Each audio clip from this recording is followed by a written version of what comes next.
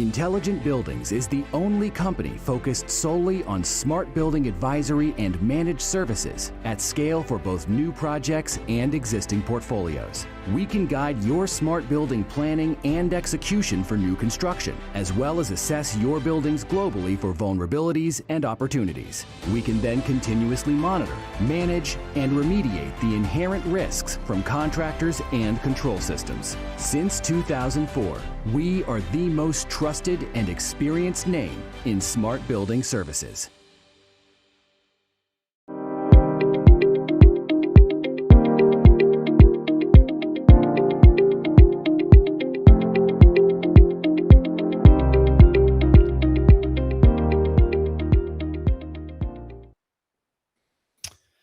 Hello, everybody, and welcome to this week's episode of Realcomm Live. Great to be here. I'm getting in the habit every week of trying to find one word that describes the episode. I'm going to cheat today because I can't use just one word. Today's two words are extremely important. Important would be my base word. I want to add the word extremely to that. For 20 years, we've been talking about digital transformation. It's had some different names. Most recently, digital transformation. And that means taking a lifestyle more online, more digitally, less reliance on having to be someplace, i.e. video conferencing instead of going to the office, Netflix instead of going to the movie theater, Amazon instead of going to the mall. And many people have speculated that, it's one or the other. It's either all online or all in person in a place. And we've always argued that it's a combination of both. So the digital transformation has been going on. Then hit February of 2020. Pandemic hits, forces everybody inside. The world participates in this work from home, play from home, educate from home, entertain from home experiment called COVID. And it changed a lot of minds and it changed a lot of habits. And for over 2 years, people got used to working remotely, some as productive as they were earlier, maybe not. And the question to this day is begging, what is the new normal? Are we ever going back, or is this the beginning of something really, really different, as what we've called a paradigm shift? So recently in the news, Meta, formerly Facebook, announced that it's going to drop anywhere between 2 to 3 billion to cut down its office space portfolio. So if you think about digital transformation, that was happening anyway, although leasing activity pre-pandemic was very, very high. But let's call it 2.5 billion, a significant dollar amount to actually decrease, get out of leases, terminate leases, pay penalties. And that article a couple of weeks ago, excuse me, sends shockwaves through the industry. And it's just the beginning. Many people that I'm talking to on a daily basis, they say this is just the beginning. So our guests today are two very, very experienced individuals in this field. They've been dealing in corporate real estate at a consultancy level for most of their entire careers, which probably is well past 20, 25 years. So they've seen it all. They've seen every up and down. And these two specifically deal with technology. And like we've been saying, the new normal is going to be a perfect blend of space and technology. But what does that look like? So probably about 10 years ago, we came up with an infogram to try to describe what that is. It's very complex. And when you look at this infogram, it is. And trying to understand how all these ideas and products and services and solutions and methods integrate with each other is a Herculean task. And we put this together to try to make it a little bit easy. And even though it's, almost 10 years old, this still holds true. These are 80%, we need to update it. 80% of the applications found in a corporate real estate environment, everything that any application from a DOS program to the most current cloud application would have an address of a building, and it goes into this diagram. So with that, let me bring our two guests on. Francisco Acoba, Principal Strategy and Transaction, Corporate Real Estate Consulting for EY. Phil Wales, President and CEO of eBusiness Strategies, are going to join us. What is going to be a pretty interesting conversation. Guys, how are you? Doing good. Thank you. Great to have you. So I started, the conversation with the Facebook announcement, right? And it's not the first, nor do I believe it's the last. And, we don't ever want to be alarmists, never have been, but we also have to face the reality of what's going on. because, buildings are home to companies and buildings are part of cities, and all of our infrastructure and all of our systems, our retail systems, our office systems, all are playing to this old paradigm, right? Of get in a car and go someplace and do something. So let's start with a little intro of yourselves, maybe a minute, so people have some idea of who is talking and the experience that you bring to the table. Francisco, why don't we start with you? Sure. And thanks again for having me on today's show. So, Jim, going back now, I guess about almost 25, 26 years, providing management consulting services to corporate real estate organizations. Been here at EY now for about just shy of 2 years, but with a number of other large Big Four and management consulting firms over the last couple of decades. We provide services across the entire spectrum of corporate real estate, everything from strategy to operations to technology. And as you can imagine, over the last couple of years, the discussion has been elevated to a new level in the organization, and a lot more senior involvement, senior attention. But as we'll talk, I think, more about in today's discussion, decisions still have to be made. So we'll go from there. So pretty safe to say for 25 years, you have been dealing with the largest corporations, real estate departments from Silicon Valley to New York City, and have been in those rooms deciding how they manage that space, manage those buildings, move employees in and out, account for, their emissions, their heating bills, if you will. You've been in that space your entire career and have pretty much seen it all. Yeah, from one end to the other. The spectrum has been pretty broad, and the pendulum has swung back and forth a number of times, right? So yeah. Phil, how about you? What's your journey look like? I'm a little older than Francisco. I've been doing this for almost 40 years. EBUSINESS Strategies, I founded in 2000, so we're 22 years old. But I've been doing that for specifically the same exact kind of work for the 10 years prior to that. And we're a little more narrow than EY and the other large consulting practices. We're really focused on optimizing business processes in corporate real estate and then applying technology. So we're much more heavily focused on the technology only part. But I agree with everything Francisco said. The world is changing, which we'll talk about today. It's a different world than pre-COVID, where most of our clients came in with grand visions of we want all of this technology to change our workplace, and then by the time the project's over, they value engineered out most of it except for the day-to-day operational activities of space and operations, maintenance, capital projects, things. So we're starting to see some of that creep back in, but that's kind of been our life for the last 22 years of this company. I known both of you for a long time, would consider you friends, and I really appreciate the experience you bring to the table because, again, I've been having a lot of these conversations over the last couple of months preparing for CoreTech, and now more than ever, experience matters, and FOMO, fear of missing out, and shiny new object just is not going to get us out of this. It's just not. And hard conversations, thoughtful conversations, rabid debate, trial and error, failure are all going to be things required to get us into the new place. At least that's what we're seeing. So to again, continue to set some context, Francisco, give us, in maybe a couple minutes, what you were talking about in 2019, pre-pandemic, to Phil's point, everything was going good. What did your clients do for 2.5+ years during the pandemic? And what are the main conversations you're having with your clients today?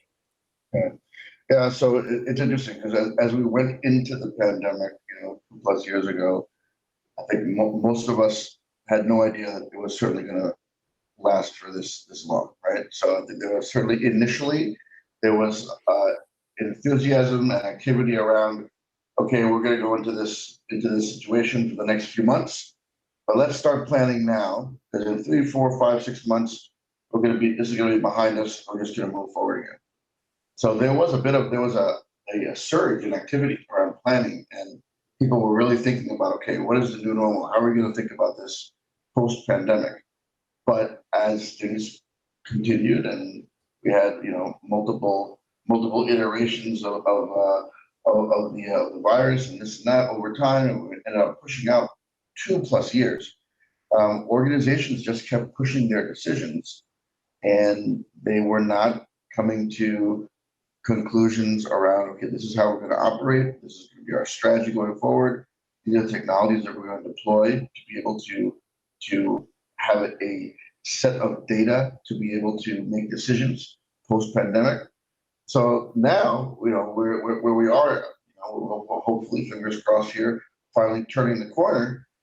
We are seeing organizations begin to look to put actual strategies in place.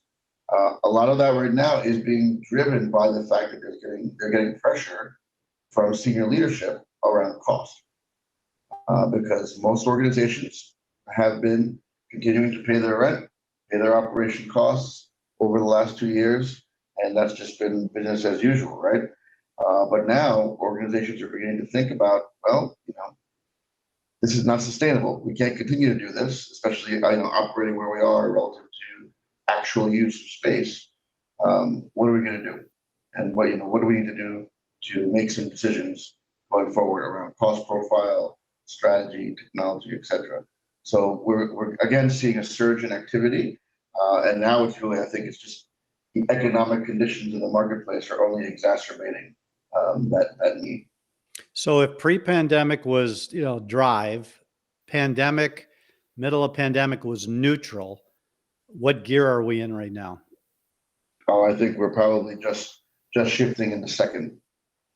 Even with the economic uncertainty? But think about what they're doing. Yes, they're going to be shedding some space and maybe not going through with some of the initial plans, but they're still keeping a very strong, high-performing quality core, right? And we're seeing a lot of organizations thinking about it that way. There's a flight to quality, even though they may be downsizing their portfolios in the next 1, 2, 3 years.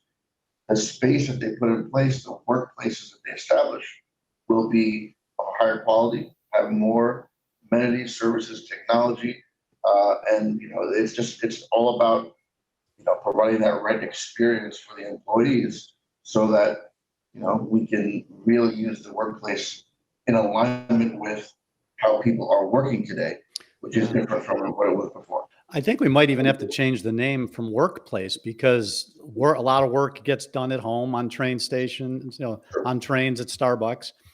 And what I'm hearing is that it is work, but there's also some social element to it, some culture building part of it, which is not necessarily work. It's more human, if you will. And it will be interesting to see how that evolves. So Phil, laying on top of what Francisco, same thing, pre-pandemic, pandemic, today, how are things changing? Well, kind of building on what I was saying earlier, pre-pandemic, there was a lot of interest and growth in tactical deliveries. Clearly, leading into 2019, our industry was focused on lease accounting, because FASB had come out. Everyone's trying to get solutions in place by the end of 2019. It was a banner year for implementation partners like us that were putting in technology. But we had started seeing, and a number of those companies had put projects on hold to do other services like space management or operation maintenance and those things. And those were all being discussed as, okay, in 2020, we want to get back into getting those projects done. Then COVID hit. And the good news is our clients going into 2020 continue to be very aggressive and active clients, and kept us whole. But all of those other ones we were talking to just kind of went silent. And I think it was in line with what Francisco was just saying. They weren't shutting things down. They were just saying, let's wait a few months until this is over. And then, of course, it wasn't over. So we started getting excited about 2021, and it was a continuation of 2020. And the never say good, it's almost over, because then 2022 hit, and we have had a whole rash of additional things that companies have had to deal with. So during the last 3 years, it has been much tighter, still focused on quality of services, but not a lot of new investment. We started seeing a change 3 or 4 months ago even during a political season, which usually has questions and of course, in continuing inflation, almost like we can't wait any longer. So going into 2023, we're Yep. seeing a lot more interest, but the shift is away from just tactical services. It's really more focused on how do we manage this whole shift in how we work, obviously. So what is a workplace? A lot of reservations and systems where people can check in and out of buildings. I was hosted a roundtable recently on ESG, and one of the guys at the table said, my big problem is I've got a 10th floor building and we're using one floor of it, and I've got to renegotiate those leases. But I have to figure out how to make sure the people that are coming in, I have enough space for them. Right. So, there's a shift to, oh, wait a minute, we had to manage workspace differently than we used to, because we used to just had a bunch of it and people had assigned space and they came in or they didn't. So that's been a big part of what we're seeing. I'm sure that as soon as the SEC issues their guidance, ESG is going to be the next big thing that Francisco, you and I are going to run into. It's going to be like FASB, but on steroids. And the exciting part about that is, of course, initially what we're going to see is a lot of focus, and we're seeing it already in our clients, on how do we start tracking the right information on energy consumption.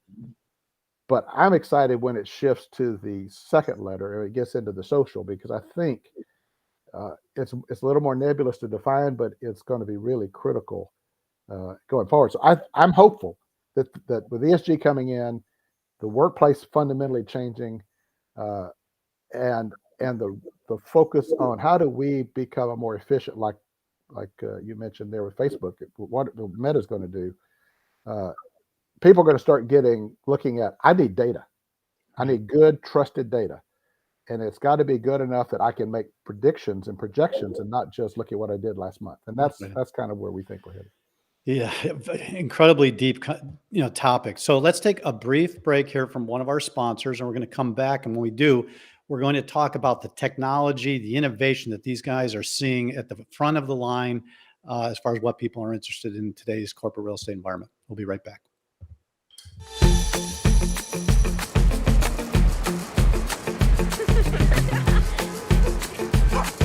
The role of the workplace is to drive collaboration, engagement, and business results. But with hybrid work schedules, shifting needs, and various health requirements, bringing employees together as a team is harder than it used to be. With MRI, you can bring people back to the office in a way that suits their needs and the needs of the business. Create a safe, flexible, and productive work environment with space planning and reservation tools that empower employees to make optimal use of your workplace. Control the flow of employees and visitors in and out of the office with solutions that give you a full view of who's on site and who's working remotely. Leverage technology to evaluate usage and business demand, optimizing your space, and plan for the office of the future. Reinvent your workspace into a thriving workplace.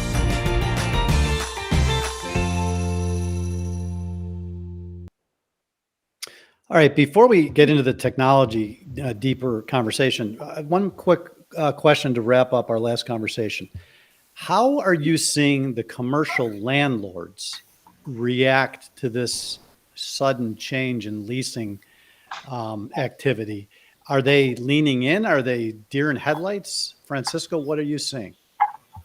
Yeah, it's a great question. I think what we're certainly seeing now is that the landlords, the owners, the investors, the operators are certainly very much more interested in understanding the persona, the profiles of their corporate tenants, right? They really want to understand, what do they need, what are they interested in, what are their challenges, and certainly how can we differentiate ourselves in the competitive landscape to provide space for them, right?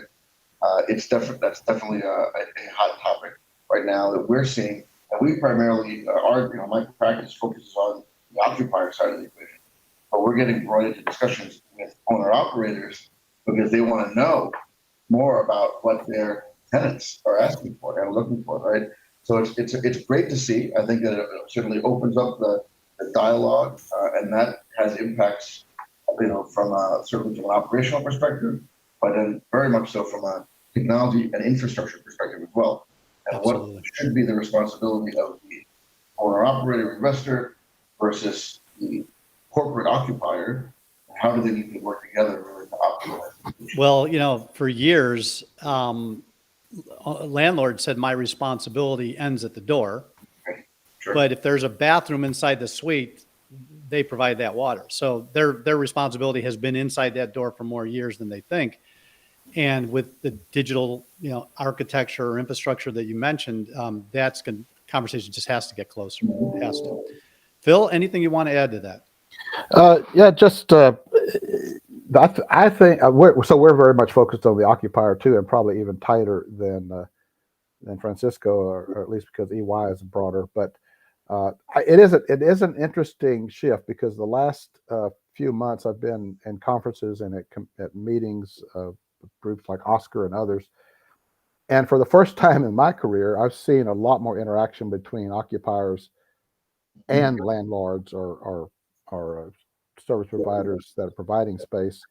A large part, and as I mentioned earlier, is ESG, because suddenly now, as an occupier, I've got to decide how I get information that I'm required to report, and I've got to provide information that they've got to report. And so there's a lot more communication there. But I also see it in some of the products that have always been on the commercial side, starting to make inroads into some of the technology available to my clients, and like your last commercial for MRI with the acquisition of Manhattan, and Yep. Yardi doing some things that are actually very active in the ESG reporting that my clients probably would never looked at. So I think there's a reality that, whether it was the change over the last few years in the world, or if it's the changes being imposed on them by regulators, there's going to be closer communication and certainly a lot more data sharing. Right. So let's bring up our infogram again, and leave us all on the screen if you could. Basically, as I mentioned, we decided to put this together, give or take 10 years ago, with the idea that there was a lot of confusion back then. It was, I think, just post.com. No, actually, that was 20 years. Might have been right around the 08 timeframe, and that financial breakdown. So what we did was we just said, let's go into a corporate real estate department or a corporation and find every application that is got the address of a building in it, right? So it could be, like I said earlier, a DOS-based application from 100 years ago, all the way up to the most current cloud application. And actually, the most current application would actually be blockchain now, which is even more confusing, right?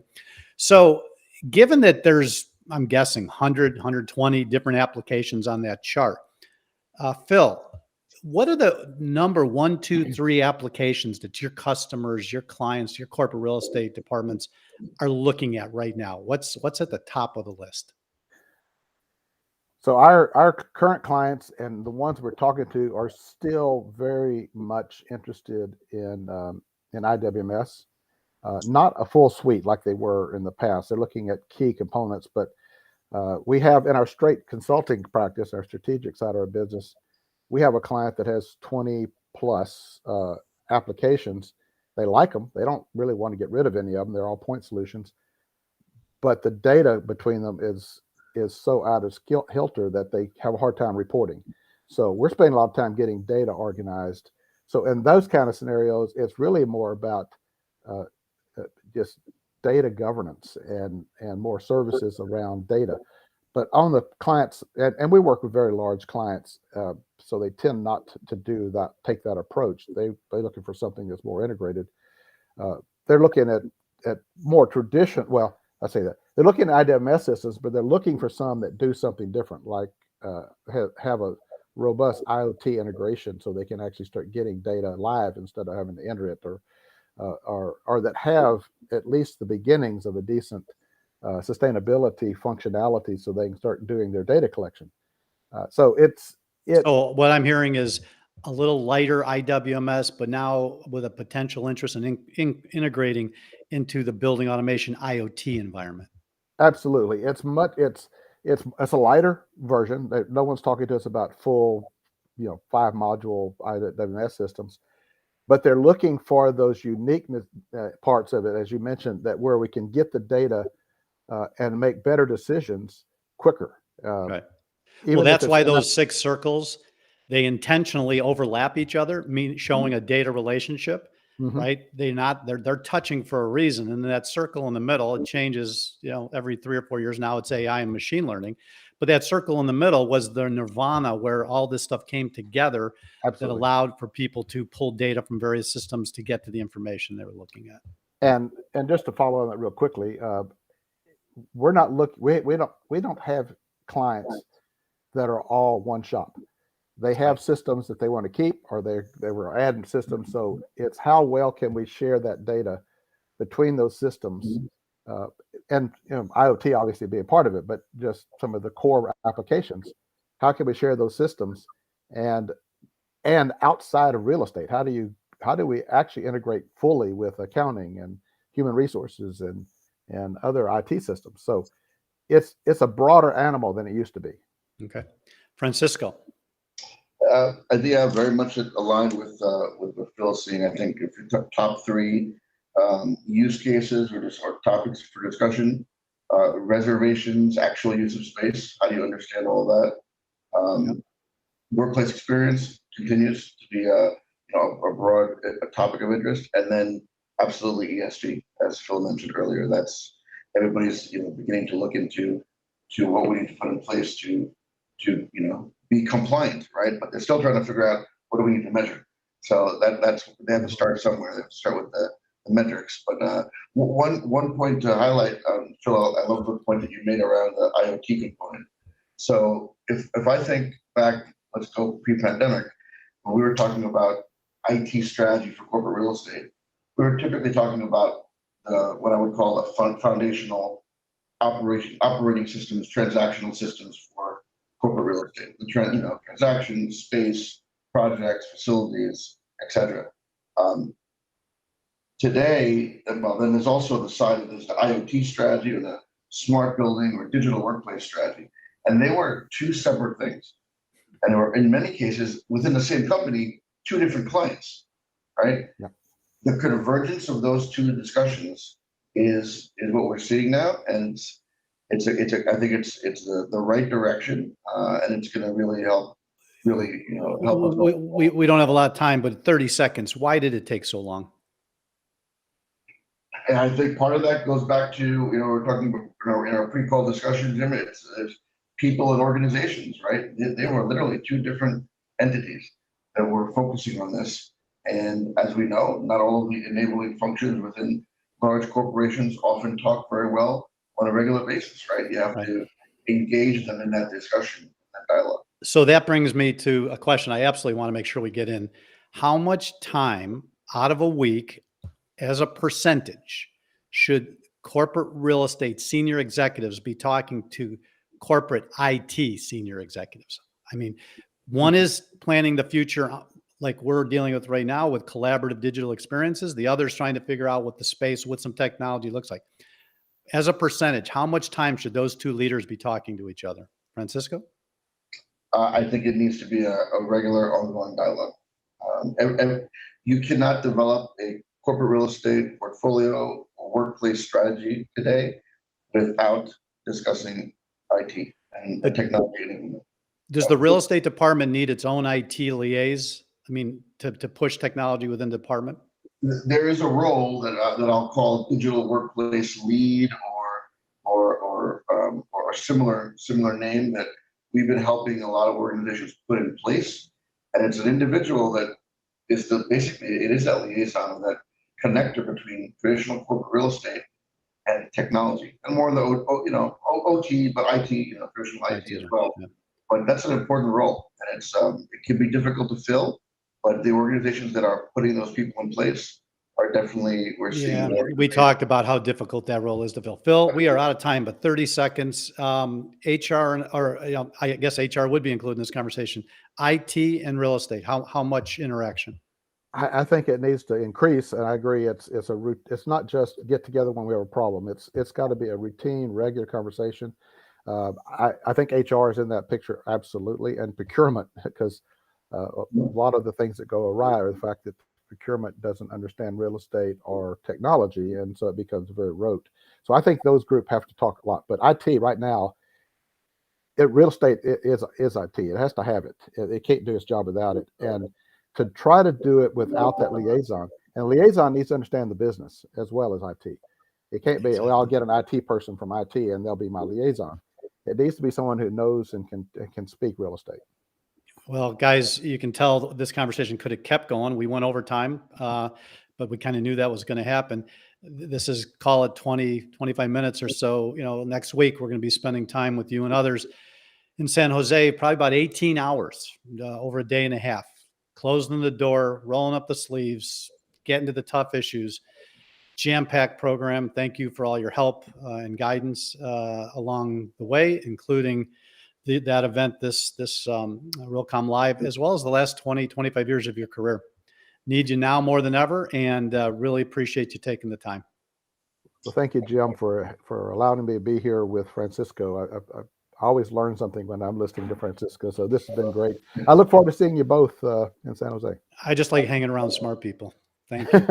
Thank you. Be well.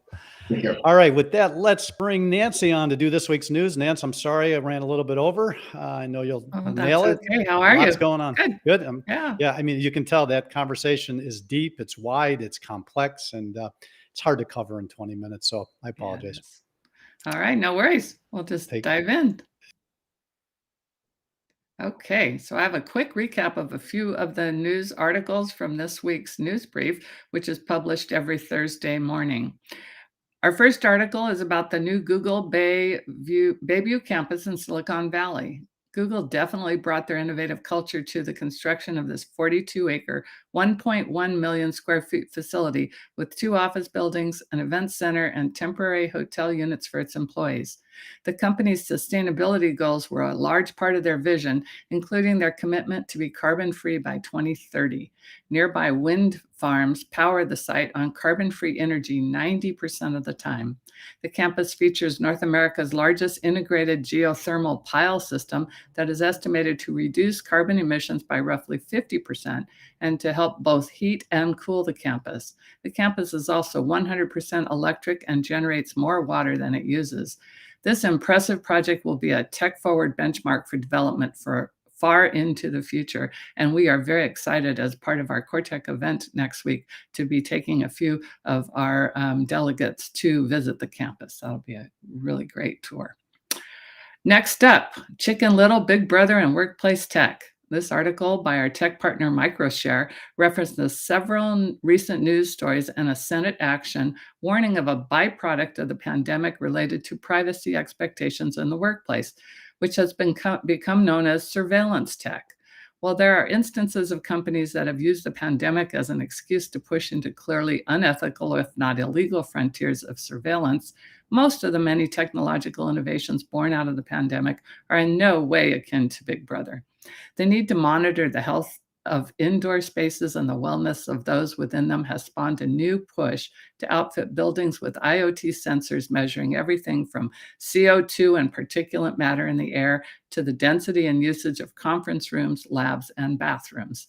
Many of these technologies do not collect personally identifiable information that would be used to snoop on employees or invade their privacy. The key for successful adoption is to be transparent when deploying them and to thoroughly explain the rationale behind them. Our next article comes from the World Economic Forum, and it's about improving the occupant experience in the office of the future. Office occupancy rates in North America, that's the rate which people actually occupy the building versus how much space is leased, gradually reached 47.5% in September. While this is promising for landlords, occupancy is still half that of pre-pandemic levels. The WEC's Future of Real Estate Task Force on Digital Transformation sought to understand the occupant experience through the lens of digital technology and has developed a toolkit for improving the occupant experience. This article includes a link to the toolkit to help stakeholders determine the right occupant solutions, as well as a technology assessment questionnaire to help them understand the many tech options, vendors, and products available. And lastly, this week's Realcomm Best Practice Showcase Project Spotlight features Car Properties Signal House, a 10-story Gensler-designed trophy building in Washington, D.C. The Office of the Future was created with health and wellness in mind. The building features real-time IAQ monitoring, state-of-the-art HVAC, and an efficient central distributed outside air system designed specifically to minimize the spread of pathogens and viruses. The building has achieved LEED Gold, Fitwel, and Well Health Safety certifications. And that's just a few of this week's news stories. Be sure to read these and other articles on our briefing that you can find on our website. Just click the news link at the top of the page. And that's Great a job. wrap for the news. Great job, Nancy. I'll tell you that lead story is my favorite. We've been working with following Google for years, and of course, they're one of the world's most important innovators, and they apply that to the real estate. And there's going to be a very small, lucky group of people who get to get inside that campus because not many people have been. Yeah, very exciting. Very exciting. So that's next week. And again, I want to say thank you to Google for allowing us to do that. Absolutely. All right. Have a Thank great you. afternoon. Be well. Okay. Good to see you. All right. So before we wrap the show and talk about next week, let's hear from our final sponsor, and I'll be right back.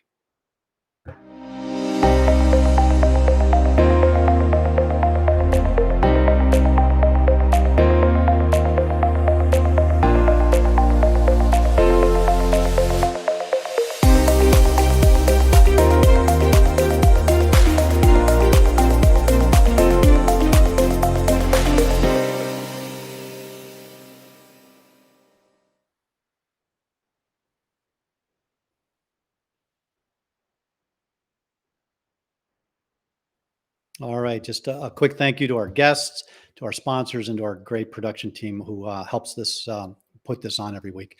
So if you know Realcomm, IBCon, Cortec, and our events, we don't like to just talk about technology. We like to go to where it's happening, as we did at our conference this June in Orlando, Florida, where we took a bunch of people, just like we're going to take them to Google. We took them to a major project in Florida that is really living and breathing digital transformation. Lake Nona is known as a digital district, and they're just not talking about 5G. They have a lab. They're not just talking about drones. They're doing maintenance and surveillance testing, and they're just not talking about autonomous vehicles. It's becoming one of the biggest autonomous testing labs in the country. So they're not just theorizing. They're putting these buses on the streets, figuring out what's working, what's not. So because we're going to be at Cortec next week, we're going to rerun a phenomenal episode that features Raquel Asa from Beep, Juan Santos from Lake Nona, and Mike Smith from Whitespace in a great conversation talking about what is working and what's not, and what the future for autonomous vehicles inside digital districts, campuses, cities looks like. So with that, we're excited for that episode, and you won't want to miss it. And we'll be back the following week after Cortec. And I just want to say thank you for watching, and you have a great weekend, I should say, and we will see you soon. Be well.